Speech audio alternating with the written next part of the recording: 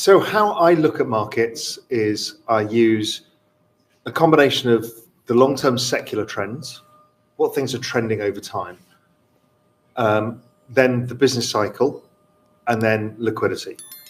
And I found over the years, my framework's been adapted as I've understood more and more that liquidity has become almost the total driver of returns. In this video, Raoul Pal, a well-known macro analyst and former Goldman Sachs executive, lays out an incredibly exciting vision for the future of the markets, especially crypto.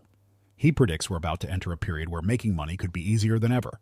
Over the next 18 months, he says the market is set to boom, and everyone has the chance to take advantage of it. Raoul Pal believes that with interest rates coming down and more money, liquidity, flowing into the economy, the conditions are perfect for great returns. He says that whether you're invested in stocks, commodities, or crypto, you could basically throw a dart at the market and still make money.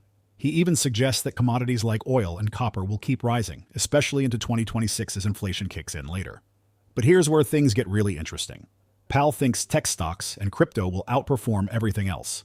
He's talking about massive gains. According to him, we could see the total value of the crypto market shoot up from around $2 trillion today to as much as $15 trillion by next year. And by 2030, it could be worth a mind-blowing $100 trillion.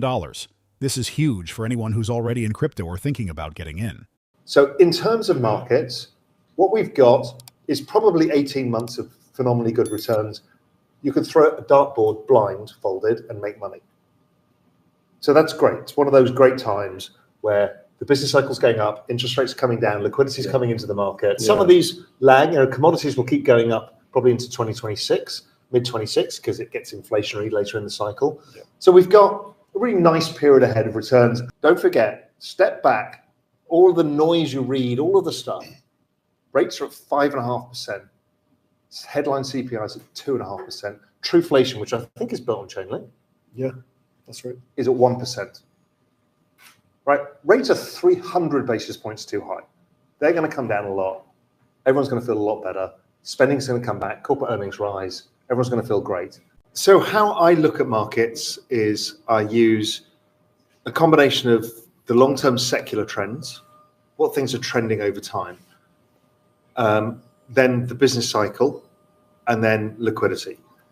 And I found over the years, my framework's been adapted as I've understood more and more that liquidity has become almost the total driver of returns. And then you get some excess returns for secular trends. When you break down what I mean by all of that, the business cycle, as we know, goes up and down. You can use the ISM as a way of understanding the business cycle. We're currently at the turning point of the business cycle, where on a forward basis, we should see the economy improve. So the calls of recession and stuff, that was from 2022. Right now, we should be seeing expansion on the road ahead, whilst the rates are coming lower.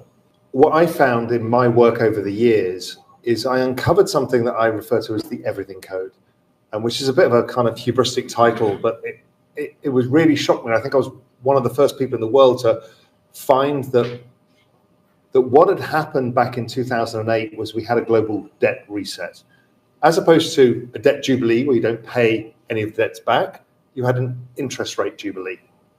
And so what happened is all of the major central banks and governments around the world agreed not to pay interest. That's what zero interest rate policy was. We kind of were sold that it was a story of we need stimulation. It was not stimulation. What it actually was a jubilee, and you don't need to pay your interest rates. Why? Because all of the governments around the world have got to 100% of GDP in debt. Now, when you're 100% of GDP in debt and you have an aging population, you tend to have slow GDP. So GDP, trend rate of GDP in the US, about 1.75%. Let's call it 2% for easy maths. And let's say average interest rates over the last 10 years have been 2%. So 100% of all economic activity goes to pay the interest payments on the debt. Issue is the corporate sector is over 100% of GDP in debt. This is the only game.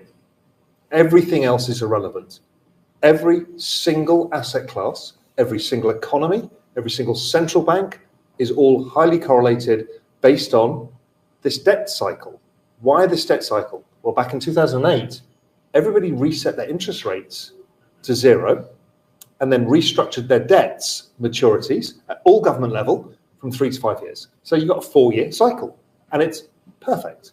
It's also exactly what happened in the 1950s after World War II, because we had the same issue then, and we did the same thing then.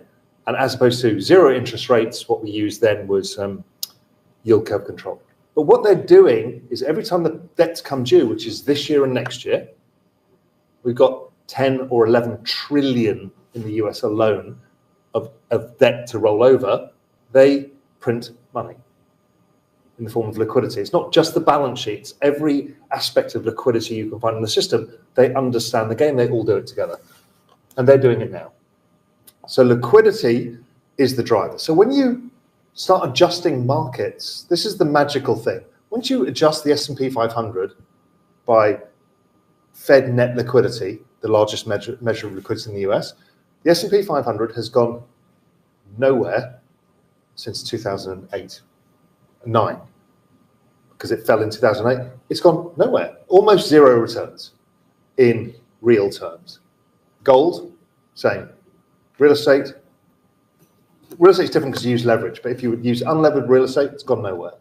In fact, no assets have gone anywhere except 2. There's only 2 assets in the world that outperform debasement of currency. Debasement is the excessive printing of currency to pay your own debts, using a credit card to pay a credit card, for example. It's only technology, and it's only crypto.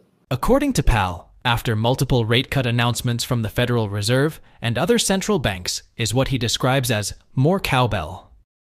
Pal believes it's a foregone conclusion that central banks will print heavily to prevent the complete collapse of the entire global financial system. The massive liquidity pump will spill into the markets, especially the cryptocurrency market, which is known for its insane volatility. We saw a little bit of that volatility after the rate cut announcement on Wednesday, as Bitcoin jumped from a 24-hour low of $59,212 to a high of $61,135, gaining hundreds of dollars within minutes of the announcement. When the printing starts, possibly in 2025, Pal predicts Bitcoin and other cryptocurrencies will experience even more volatility to the upside, with the leading cryptocurrency gaining thousands of dollars in a single day. This is the phase Pal describes as the banana zone, the part of every crypto bull market where prices get almost unbelievable as they skyrocket wildly or go bananas. Pal says, we are now witnessing the beginning of the banana zone, and there is so much more to come. Let's get back to the video. So where we are today, well, liquidity being the main driver leads the business cycle. It bottomed in exactly the same time the NASDAQ and crypto bottomed, which was October, November, December 2022. And it's been going up, and those markets have gone up. And they lead because they follow liquidity. Most other instruments, the Russell 2000, oil prices, copper, they tend to be living in present-day business cycle, which is today, which is just picking up. So you're starting to see commodities still rock bottom, starting to pick up. You're starting to see Russell 2000. You're starting to see the equally weighted S&P now all-time highs. You're starting to see that happening. So in terms of markets, what we've got is probably 18 months of phenomenally good returns. You could throw a dartboard blindfolded and make money. So that's great. It's one of those great times where the business cycle's going up, interest rates are coming down, liquidity is coming into the market. Over the next, I guess, 15 months. 15, and some of these lag, commodities will keep going up probably into 2026, mid-26, because it gets inflationary later in the cycle. Yeah. So we've got a really nice period ahead of returns that we can all call ourselves geniuses. Don't forget, step back, all of the noise you read, all of the stuff. Rates are at 5.5%. Headline CPI is at 2.5%. Right, rates are 300 basis points too high. They're going to come down a lot. Everyone's going to feel a lot better. Spending's going to come back. Corporate earnings rise. Everyone's going to feel great. And the cycle will repeat. 2026, the cycle slows down again, and then we go through the same debt refi cycle all over again. Oh, and the other function of this is financial conditions are also easing. Financial conditions, we find the best measure of financial conditions is the dollar, which has been weakening. It should do at this point in the cycle. Commodities, which have been relatively weak, which is great. Normally they'll start picking up very soon. And then rates, which will come lower. So we've got financial conditions easing, the Federal Reserve easing, most of the central banks easing. We've got stimulus coming from almost everybody. The Fed, less so yet. The Chinese are leading it because they've got the slowest economy. So it's all to look forward to. What's become obvious is I talked about this theme of debasement, and there is, I call it a supermassive black hole. Right, we're all used to, many of you CFAs in the room, and we're all in the investment world, and we're used to diversified portfolios. It's kind of a weird world. Everything's correlated to this liquidity cycle. They either lead or lag. That's it. That's all you've got. That's the only tools you've got to play with, unless you're dealing in alts. Even most alts are actually still correlated to the business cycle, which makes it a problem for people in how to think about this world. But I have done the terrible thing of just saying, well, if it's all correlated, I just want the best risk-adjusted asset class there is. And once you actually do the work on it, bizarrely enough, it's crypto. The most volatile, the thing that falls 80% every 4 years. Every 3 years, crypto is the best performing asset class. Every single year, every single 3 years, until the year, 2 years after the US election. This is this debt refi cycle, and it's always the worst. And in the worst, it goes down 80%. Most people would say that is an uninvestable asset. How can you possibly buy something that goes down 80% every 4 years? One of the key points Raoul makes is that the entire global financial system is running on something he calls liquidity, which is basically the amount of money flowing around. Since 2008, after the big financial crash, central banks around the world have been printing money and keeping interest rates really low. Pal calls this a debt reset, and he says it's the reason the markets are moving the way they are today. He explains that governments are avoiding paying interest on their debts by keeping rates at zero or near zero, and this is what's fueling everything. He also drops a bombshell by saying that almost every asset class, stocks, bonds, real estate, you name it, hasn't actually grown since 2008 when you adjust for inflation and the amount of money printed by central banks. Only two things have done well: technology and crypto. Why? Because they can grow faster than the debasement or weakening of currencies. This is why he's so bullish on crypto. He sees it as the only asset that can truly outperform the current system. What's even more exciting is that Raoul predicts we're about to enter what he calls the banana zone for crypto. This is the phase where crypto prices go totally wild and start skyrocketing in ways that seem almost unreal. Think about it. Bitcoin could gain thousands of dollars in just a single day. It's a period of extreme volatility, but also extreme opportunity for those who are ready. If you're wondering when all this will start, Raoul points to 2025, when he expects central banks to start printing even more money to prevent the global financial system from crashing. He thinks that when this happens, the crypto market will explode upwards, and we'll see insane price movements that make today's crypto bull markets look tame. In short, Raoul Pal is painting a very optimistic picture of the near future. He believes the stars are aligning for huge gains across many asset classes, with crypto leading the way. If you're already in the market, this could be the time to double down. If you're new to crypto, it might be the perfect time to start learning and getting involved.